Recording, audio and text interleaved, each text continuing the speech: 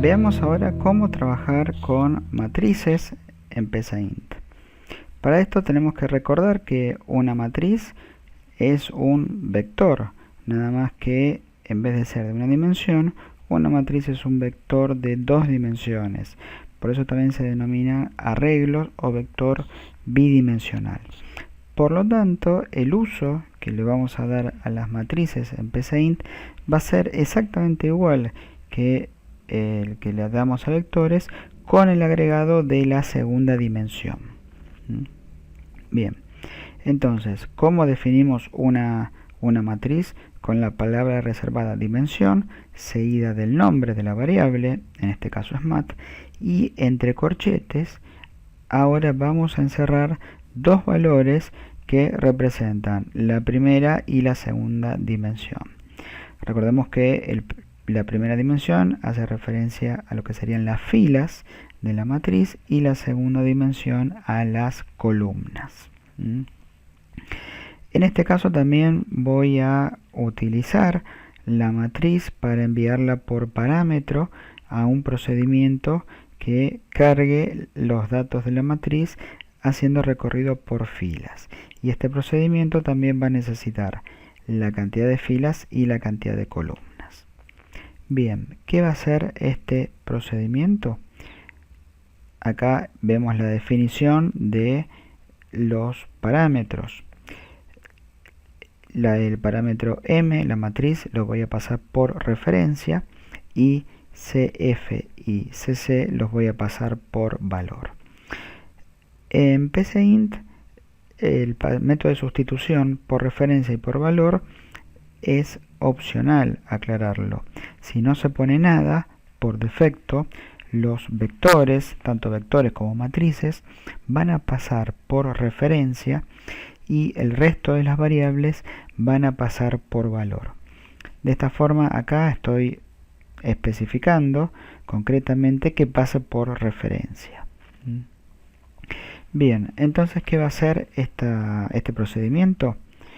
Como va a cargar los datos por fila, primero voy a recorrer las filas y dentro de cada fila voy a ir recorriendo las columnas. De esta forma, para la primera iteración del ciclo externo, cuando f vale 1, c va a ir tomando valores desde 1 hasta la cantidad de columnas.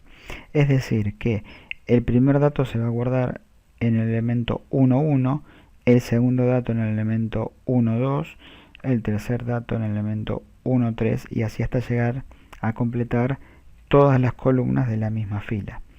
Cuando se llegue a la cantidad máxima de columnas, este fin para va a cerrar el para de acá y el fin para de afuera va a dar comienzo a una nueva ejecución del para externo. Entonces f ahora va a valer 2 y por lo tanto va a comenzar en la fila 2 en la posición de la columna 1. Y así sucesivamente hasta llegar al final de la columna y hasta llegar al final de las filas, haciendo un recorrido entonces por filas.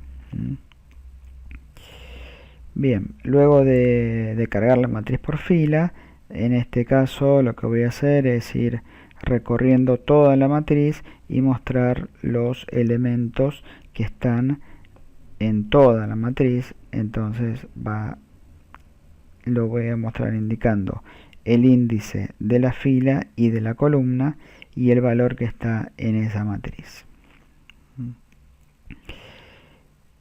Finalmente voy a escribir el resultado del total de la matriz. Esta función lo que va a hacer es ir recorriendo todos los elementos de la matriz y los va a ir acumulando en un acumulador, va a ir acumulando las sumas en un acumulador. Es decir, suma todos los elementos de la matriz. Y finalmente lo que voy a hacer, que me pide este ejercicio, que es el que denominamos el ejercicio del edificio, es mostrar el promedio de los elementos de cada fila. Entonces voy a ir recorriendo todas las filas y por cada fila voy a invocar a una función que obtenga el promedio de los elementos de esa fila. Esa función entonces la tenemos acá, es promedio fila, y lo que va a hacer entonces desde 1 hasta c, que es la cantidad de columnas, lo que va a hacer es ir acumulando la suma de todos los elementos de la misma fila. F es el parámetro de la fila que queda fijo, lo que va variando es la columna, y finalmente lo que hace es dividirlo por la cantidad de elementos. La suma dividido la cantidad me va a dar el promedio. Y eso va a ser lo que termine mostrando acá. Bueno, si ejecutamos entonces este programa, vamos a ir ejecutándolo. Acá cargamos la matriz, entonces me pide ya el primer dato. Voy a ingresar 1, me pide el segundo dato,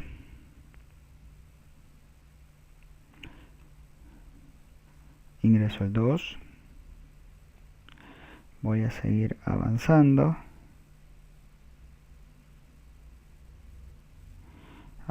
con la ejecución. 4, 5, 6. Cargo 6 elementos. Entonces, ¿en qué orden lo fui cargando? Por filas. Es decir que en la fila 1 se cargó el 1, el 2 y el 3.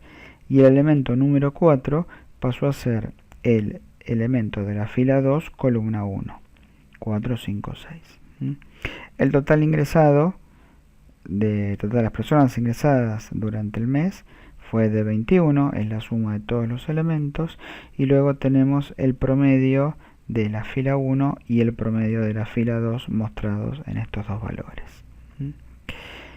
Bien, entonces de esta manera vemos cómo se puede definir una matriz en PCInt y cómo pasar por parámetro a un procedimiento o a una función.